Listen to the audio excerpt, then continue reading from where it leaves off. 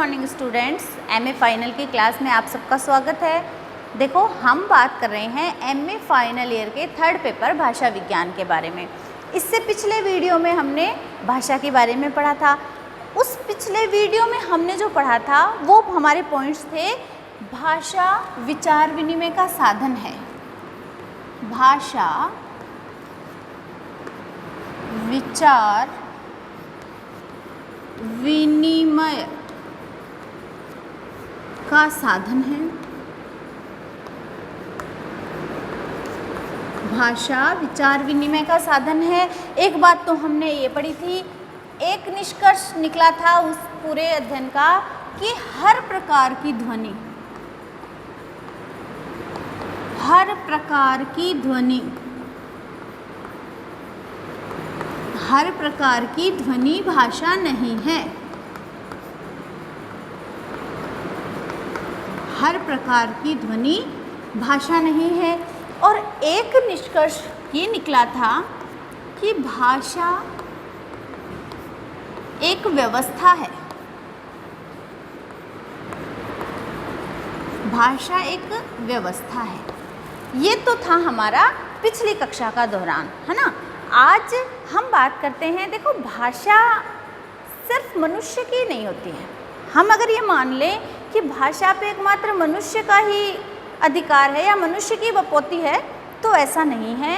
अन्य जो प्राणी हैं वो भी भाषा का प्रयोग करते हैं। मानवेतर भाषाएं भी होती हैं। तो हम मानव भाषा के बारे में, मानव भाषा के बारे में अध्ययन करने से पूर्व या मानव भाषा की विशेषताओं के बारे में पढ़ने से पूर्व, उसके अभिलक्षणों को पढ़ने से पूर्व, मानवेतर भाषा के बारे में अगर संक्षिप्त बात कर लेना, मानवेतर भाषा के बारे में अगर हम संक्षिप्त बात कर लें तो हमारे समझने में ज़्यादा अच्छा रहेगा। मानवेतर, मानव से इतर, मतलब मानवेतर मानव के अलावा और भी जो जीव जंतु हैं, जैसे मधुमक्खी है, चींटी है या फिर पशु पक्षी हैं, ये सब भी जो भाषा का प्रयोग करते हैं वो हो गई मानवेतर भाषा। हम आज उसके बारे में पहले थोड़ी चर्चा कर लेते हैं।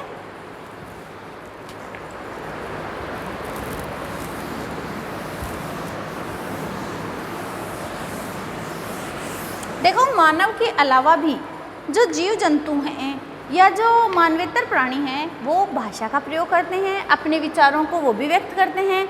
तो उनमें अगर हम बात करें तो जैसे सबसे पहले हम बात करते हैं मधुमक्खी की भाषा की। मधुमक्खी, अगर मधुमक्खी की भाषा की चर्चा करें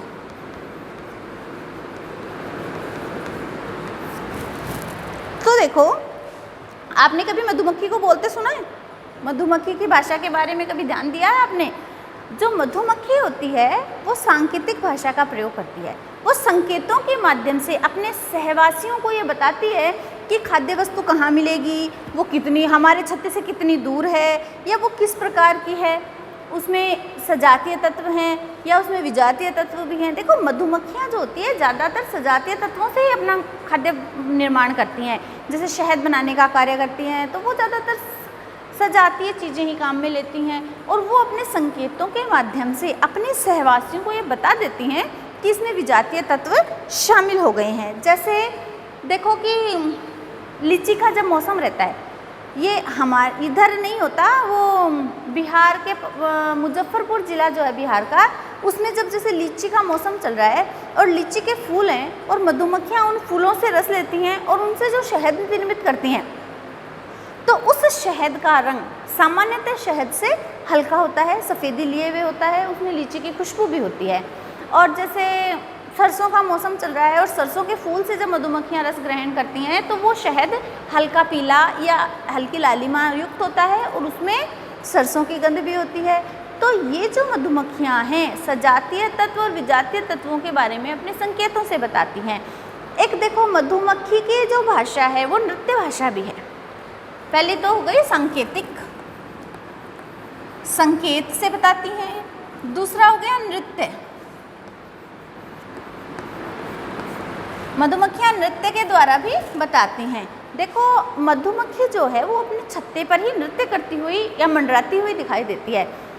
मधुमक्खी दो प्रकार के नृत्य करती है, एक तो होता है गोलाकार नृत्य, एक होता है पुच्छ चालक। एक तो इसका जो नृत्य है वो गोलाकार, एक हो जाता है पुच्छ चालक,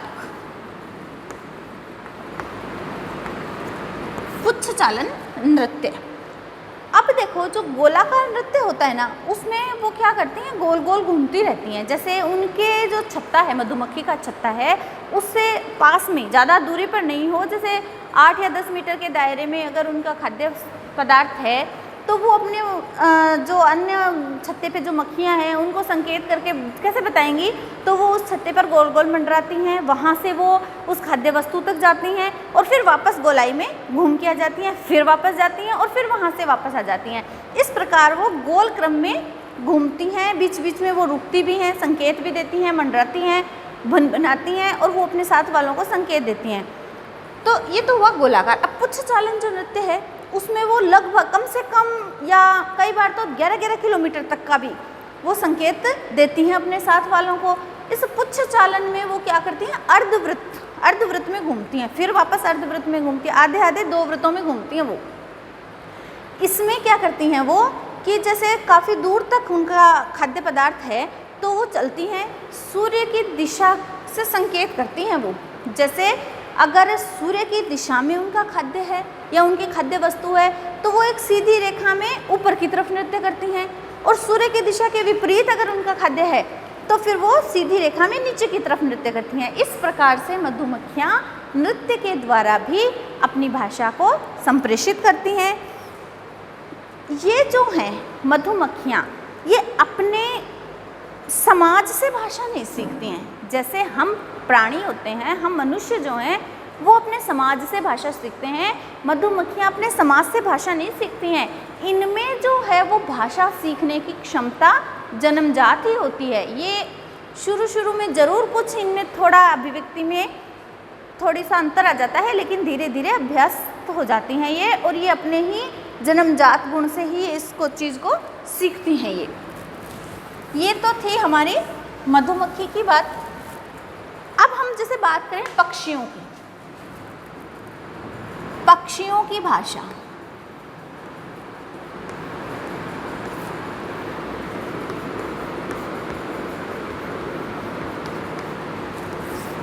देखो पक्षियों की जो भाषा होती है, तो पक्षी अधिकतर चाक्षुष संकेतों द्वारा अपने विचारों का संप्रेषण करते हैं। चाक्षुष संकेत, चाक्षुष संकेतों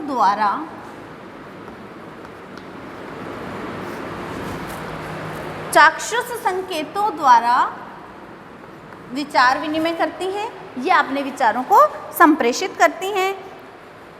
उसके अलावा सहवास ऋतु के दौरान, सहवास ऋतु के दौरान भी ये एक विचित्र प्रकार की ध्वनि करते हैं या एक आवाज़ निकालते हैं। देखो अधिकांशतः क्या होता है कि ये जो पक्षी हैं ये 2 प्रकार की ध्वनियाँ निकालते हैं अधिकांशतः, जिनमें एक तो होता है पक्षी गान, पक्षी गान, और दूसरा होता है पक्षी पुकार, पक्षी पुकार। एक तो हो गया पक्षी गान, एक हो गया पक्षी पुकार। देखो जैसे नाम से पता चल रहा है गान, गान मतलब इसमें संगीतात्मकता है, और पुकार इसमें संगीतात्मकता का अभाव है। तो पक्षी गान जो है अधिकांशतः नर पक्षियों द्वारा गाया जाता है। क्यों? क्योंकि इसकी संरचना थोड़ी सी जटिल होती है। पक्षी गान जो होता है उसकी संरचना थोड़ी जटिल होती है, इसलिए अधिकांशतः नर पक्षियों के द्वारा गाया जाता है। और ये जो नर पक्षी भी इसका प्रयोग अधिकतर कब करते हैं? या तो सहवास के दौरान, सहवास ऋतु के दौरान मादा पक्षी है उसको आकर्षित करने के लिए करते हैं, भाई ये एक विचित्र प्रकार का गान गाते हैं जिससे कि मादा पक्षी इनकी तरफ आकर्षित हो जाता है। और कई बार तो ऐसा भी देखा गया है कि ये तब तक ही गाते हैं जब तक मादा पक्षी इनके पास ना आ जाए या इनको पता ना चल जाए कि मादा पक्षी कहाँ है। जैसे ही मादा पक्षी इनके पास आ जाता है ये अपना गान बंद कर देते हैं। एक चीज़ ये है कि अधिकार प्रयुक्त करने के लिए भी, जैसे हम मनुष्यों में एक निश्चित स्थान का एक निश्चित अधिकारी है, हमने अपने अपने भूभागों को बांट रखा है, वैसे इन पक्षियों में भी अधिकतर इनका क्षेत्र होता है। जैसे देखो कुत्ते होते हैं, उनकी एक गली होती है, वो दूसरा कुत्ता जैसे उसकी गली में आ जाता है तो वो भौंकने लग जाता है। वैसे ही नर पक्षियों में भी होता है, इनके एक अधिकार क्षेत्र अलग अलग हैं। तो वो जो पक्षी है जो अपने अधिकार क्षेत्र में है तो वो एक आवाज़ निकाल कर या एक गान गाकर अपने ये दिखाता है कि मैं इस भूभाग का स्वामी हूँ या मेरा अधिकार क्षेत्र ये है। कुछ जो विद्वान थे या वैज्ञानिक थे उन्होंने अनुसंधान किए, जैसे एक क्षेत्र में एक पक्षी के गायन को रिकॉर्ड किया और उसके बाद दूसरे के क्षेत्र में जाकर उसे बजाया। तो जैसे ही वो तेज़ आवाज़ में बजना शुरू हुआ तो उस स्थान का जो पक्षी था जो पहले से वहाँ पे अपना अधिकार समझता था उसने तेज़ आवाज़ में गाना शुरू कर दिया कि भाई मेरे क्षेत्र में ये दूसरा कौन आ गया। तो उन लोगों ने उनकी जो गान था या उनकी जो ध्वनि थी उसमें साम्यता और अंतर देखा। तो उन विद्वानों ने पाया कि सहवास ऋतु के दौरान जब नर पक्षी गाता है तो उसके गायन में मादकता व तरलता होती है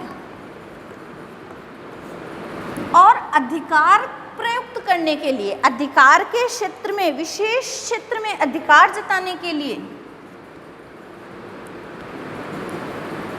विशेष क्षेत्र में अधिकार जताने के लिए, विशेष क्षेत्र में अधिकार जताने के लिए जब वो पक्षी गाता है तो उसमें क्या हो गया कि क्रोध का भाव या क्रोध की तीव्रता जैसी चीज़ें उसमें, क्रोधपूर्ण चुनौती जैसी चीज़ें उस गायन में उन्होंने प्राप्त की। तो देखो कई बार ऐसा भी होता है कि कुछ प्रजातियों में मादा भी गाता है, मादा पक्षी जो है वो भी इस गायन का प्रयोग करता है, पर वो कब करता है, नर जो पक्षी है उसके गायन के उत्तर स्वरूप मादा पक्षी भी उसका प्रयोग करता है। अब देखो पक्षी पुकार, अब आती है बात पक्षी पुकार की।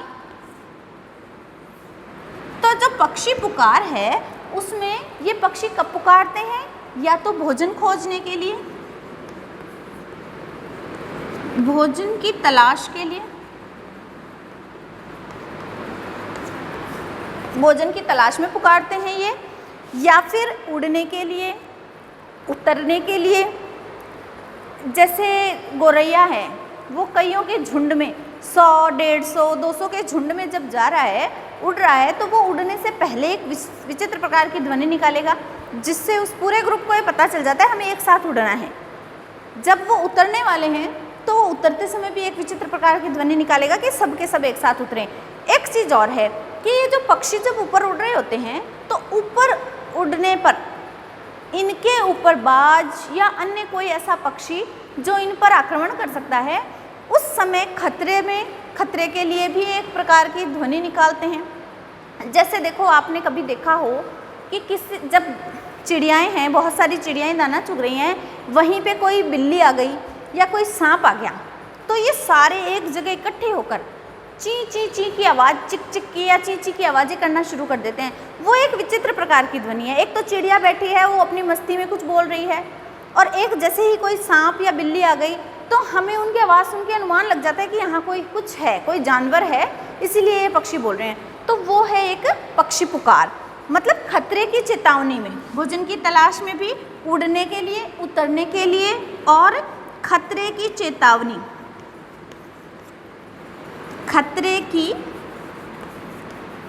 चेतावनी, खतरे की चेतावनी के लिए भी ये पुकार करते हैं। जैसे देखो अब कोयल है, कोयल का गाना है, कोयल गा रही है, हम कहते हैं कि कोयल गा रही है, पर वो क्या है, वो नर पक्षी है, वो नर है, कोयल गाता है वो, और वो मादा को आकर्षित करता है। इनमें क्या होता है, कोयल में ये वृत्ति सहजात है। मतलब अगर आप कोयल को कोयल के संप्रदाय से अलग करके कौवे के साथ छोड़ दो, जैसे एक कोयल ने अंडा दिया, उसमें से जैसे ही बच्चा निकला और वो बच्चा जब पैदा हुआ तब से आप उसे कौवे के साथ रख रहे हो या मोर के साथ रख रहे हो, तो कुछ कुछ तो वो कौवे और मोर के जैसी प्रयोग करेगा अपनी भाषा में, लेकिन जैसे ही उसकी ऋतु आएगी तो वो कोयल की तरह ही गाएगा, वो मीठी बोली ही बोलेगा। लेकिन कुछ पक्षी ऐसे होते हैं जो कि दूसरे की भाषा सीख जाते हैं, वो अपनी भाषा नहीं सीखते हैं। जैसे देखो नर बुलफिंच है, नर बुलफिंच, नर बुलफिंच, नर बुलफिंच जो पक्षी है, अगर उसे कैनरी के पिंजरे में रखते हैं, कुछ जो विद्वान थे उन्होंने ये प्रयोग किए हैं कि नर बुलफिंच को कैनरी के पिंजरे में रखा, कैनरी के साथ रखा, तो कुछ समय बाद वो कैनरी की ही भाषा बोलने लगा। तो ये जो चीज़ें हैं इनमें कुछ में तो सहजात होती हैं और कुछ में अर्जित होती हैं। ये तो थी पक्षियों की भाषा। अब हम बात करते हैं डॉल्फिन की भाषा।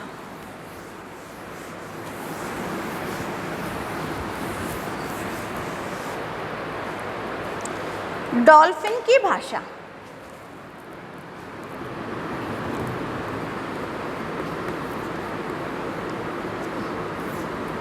डॉल्फिन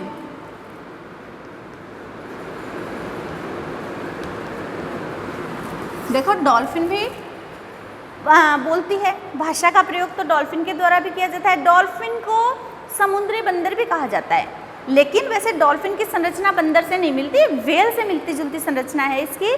ये जब बोलता है डॉल्फिन, जो अपनी ध्वनि को प्रकट करता है, तो उसमें इसकी ध्वनि इसे रास्ता बताने का काम करती है कि इसके मार्ग में जो चीज़ें आ रही है, मतलब ये समझ लो कि राडार का प्रयोग है। इसकी जो भाषा है, डॉल्फिन की भाषा राडार के रूप में काम करती है। इसे रास्ता बताती है कि इसके सामने क्या क्या परेशानियां हैं, क्या चीज़ सामने आ रही है। उस कंपन से इसको पता चल जाता है कि आगे का इसका रास्ता साफ है। और कई बार क्या होता है कि परेशानी के कारण, कुछ रास्ते में दिक्कतों या परेशानी के कारण ऑटोमेटिकली इसके मुंह से कुछ आवाज़ें, कुछ विचित्र आवाज़ें निकल जाती हैं। परेशानी के कारण भी, परेशानी के कारण अनायास या सहज रूप से भी कुछ आवाज़ें डॉल्फिन की निकल जाती हैं। और जैसा कि अन्य जीवों में होता है, उसी प्रकार से सहवास ऋतु के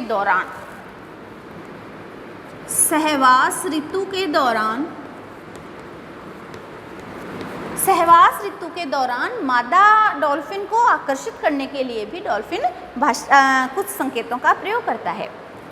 अब देखो अगली बात आती है, ये तो डॉल्फिन की हुई, अगली बात आती है पेड़ पौधों की भाषा। पेड़ पौधे बोलते हैं क्या? पेड़ पौधे बोलते हैं? पेड़ पौधों की भाषा,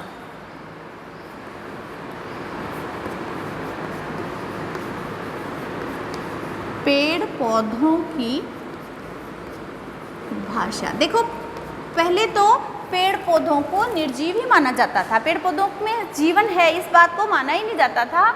लेकिन जो जगदीश चंद्र बसु हैं, उन्होंने कई ऐसे प्रयोग किए और कई ऐसे यंत्रों का निर्माण किया, कई ऐसे यंत्रों का आविष्कार किया जिनके माध्यम से उन्होंने इस बात को स्पष्ट कर दिया कि पेड़ों में भी जीवन है। जैसे बीज है, बीज से फिर पौधा बनता है, पौधे से फिर वो वृक्ष बनता है और फिर वो सूख जाता है एक समय के बाद में। तो मतलब वो बच्चा है, फिर वो बड़ा होता है, फिर वो वृद्ध होता है और फिर वो नष्ट हो जाता है। पेड़ पौधे सांस भी लेते हैं, भोजन भी करते हैं, दवाओं का भी प्रयोग होता है, असर होता है इन पे, और नींद भी आती है इनको। ऐसे कुछ यंत्रों का उन्होंने प्रयोग किया। जैसे देखो क्रेस्कोग्राफ, बसु मतलब जगदीश चंद्र बसु ने क्रेस्कोग्राफ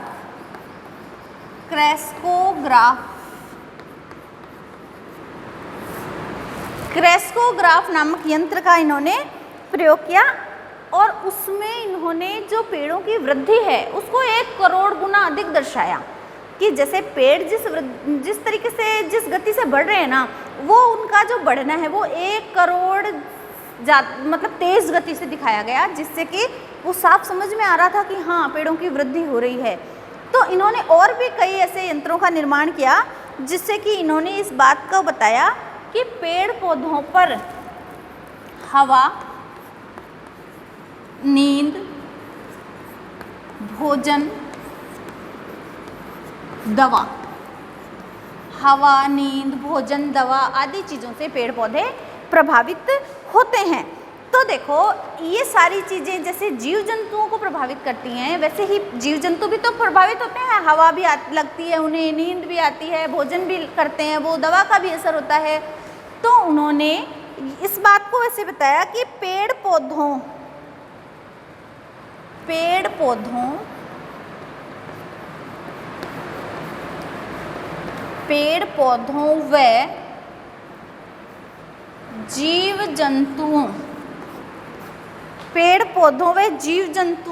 व जीव जंतुओं के ऊतकों की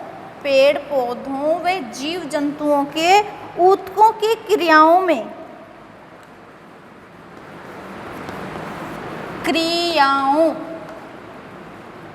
पेड़ पौधों व जीव जंतुओं के ऊतकों की क्रियाओं में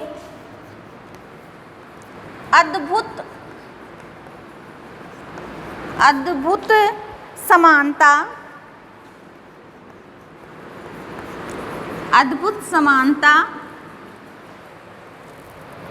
इसको ऐसे कर दो, बसु ने पेड़ पौधों व जीव जंतु के ऊतकों की क्रियाओं में अद्भुत समानता प्रदर्शित की।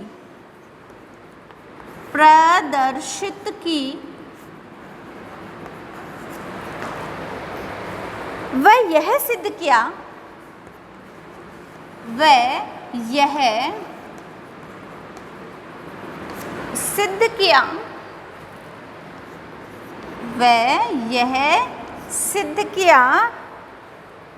कि पेड़ पौधे भी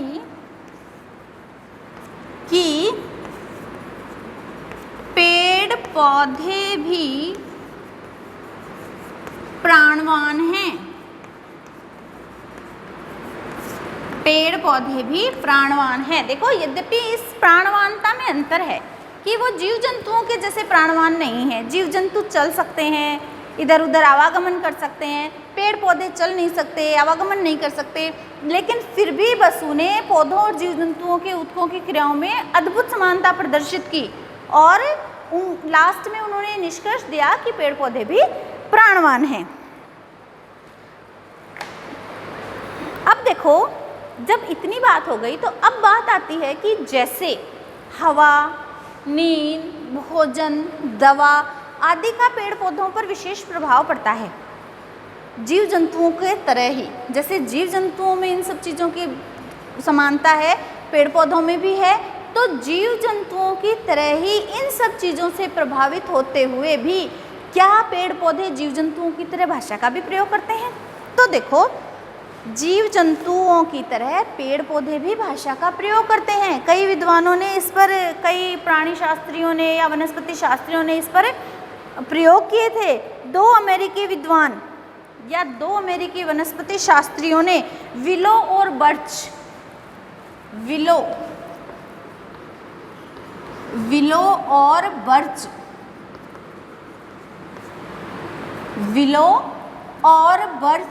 ये जो 2 पौधे हैं, 2 अमेरिकी प्राणी शास्त्रियों ने विलो और बर्च नामक पौधों पर प्रयोग किए। उन्होंने पाया कि जैसे देखो कुछ पेड़ों पे जीव जंतु लग जाते हैं, कीड़े लग जाते हैं और वो उन पौधों को नष्ट कर देते हैं, बड़े बड़े पेड़ों को नष्ट कर देते हैं, उनको सुखा देते हैं।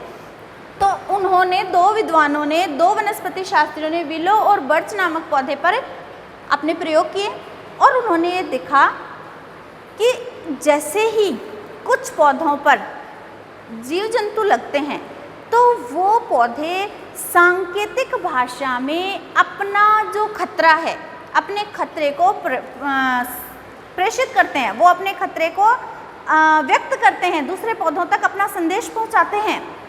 और फिर क्या हुआ, वो संवाद करते हैं, चेतावनी भी देते हैं कि एल्कोलाइट एवं टर्पिनाइट,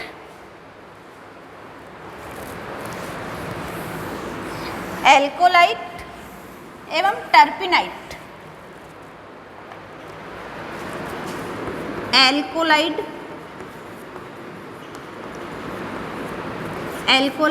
एवं टर्पिनाइट, एल्कोलाइड एवं टर्पिनाइड जो रसायन है उनका उत्पादन करते हैं वो पौधे। जैसे कि यहाँ पे कोई पौधा है और उस पर जीव जंतु लग गए, मकड़ी लग गई या कोई छोटा मोटा कीट लग गया, तो वो पौधे एल्कोलाइड और टर्पिनाइट नामक रसायन का उत्पादन करते हैं। और जिससे क्या होता है कि उन पौधों के पत्ते जीव जंतुओं के खाने योग्य नहीं रहते हैं, या और जो उनका प्रोटीन होता है, पौधों से जो प्रोटीन जीव जंतुओं को प्राप्त होता है वो प्रोटीन भी दूषित हो जाता है। तो फिर क्या होता है, उन जीव जंतुओं को मरने के लिए बाध्य होना पड़ता है। तो ऐसे जब एग्जाम्पल्स हमारे सामने आते हैं तो हम ये मान सकते हैं कि पेड़ पौधे भी अपना संवाद करते हैं, अपने विचारों को संप्रेषित करते हैं, खतरे की सूचना अन्य पौधों तक पहुंचाते हैं। नहीं तो फिर जैसे इस पेड़ पे कीड़ा लग गया तो उस दूसरे पेड़ को क्या पता, वो भी अपने आप ही इन दोनों रसायन तत्वों का उत्पादन करने लगा, तो उसको कैसे तो मतलब सूचना मिली, कैसे तो उसको मैसेज गया। अब देखो, ये तो थी मानवेतर प्राणियों की बात। अब हम इन बातों को अध्ययन करके, इन बातों को पढ़ के निष्कर्ष निकालते हैं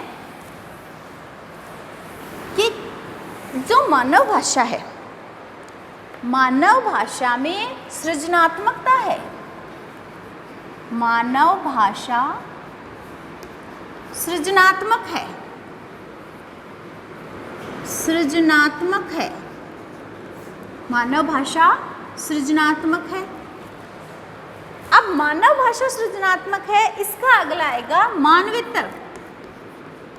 मानवेतर, मानवेतर मतलब जो मानव की नहीं अन्य जीव जंतुओं की भाषा है, मानव से इतर, इतर मतलब परे, मानव से परे जो भाषा है, मानवेतर भाषा सृजनात्मक नहीं है। देखो, मानव तो नई नई भाषाओं का सृजन करता ही रहता है। मानव को एक शब्द दे दिया तो वो उस एक शब्द से कितने सारे भाषाएं, कितने सारे वाक्य बना लेगा, लेकिन जीव जंतुओं में या अन्य प्राणियों में ऐसा नहीं है। अब देखो, इस सृजनात्मकता में भी तीन बातें आती हैं। पहली बात आती है असीमितता, पहली बात आती है असीमितता।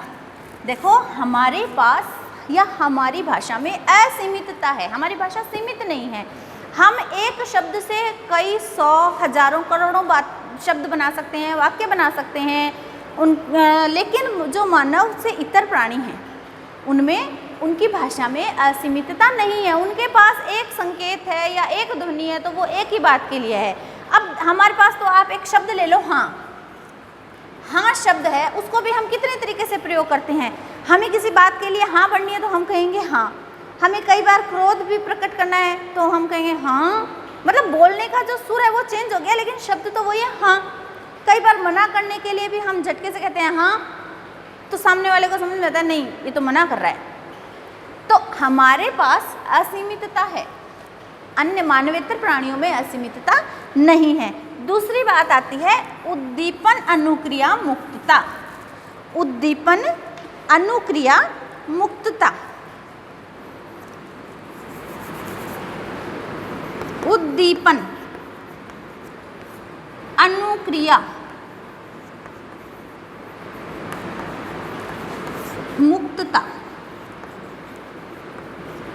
जो मानव की भाषा है वो उद्दीपन अनुक्रिया मुक्त है। मानवेतर भाषा में उद्दीपन अनुक्रिया मुक्तता का अभाव है। तीसरी आती है संदर्भ उपयुक्तता। संदर्भ उपयुक्तता, संदर्भ उपयुक्तता मतलब कि हमें पता है कौन सा शब्द किस संदर्भ में कहाँ उपयुक्त होगा। हमें अगर कोई अज्ञात शब्द दे दिया जाए या जो हमारा पहले से सुना हुआ ही नहीं है, हमारे लिए नया है, कोई एकदम से नया शब्द है, फिर भी हम उस शब्द की पूर्ण अभिव्यक्ति करने में सक्षम होते हैं, जबकि अन्य प्राणियों में, मानवेतर प्राणियों में ऐसा कुछ नहीं होता है। तो देखो ये तो थी पहले हमने पढ़ा मानवेतर प्राणियों की भाषा और फिर हमने मानव भाषा और मानवेतर प्राणियों की भाषा में एक अंतर निकाला कि मानव भाषा सृजनात्मक है और मानवेतर भाषा में सृजनात्मकता का अभाव है। अब देखो अगले विषय, अगले पीरियड में या अगले वीडियो में हम पढ़ेंगे मानव भाषा के अभिलक्षण या फिर मानव भाषा की विशेषताएं। धन्यवाद।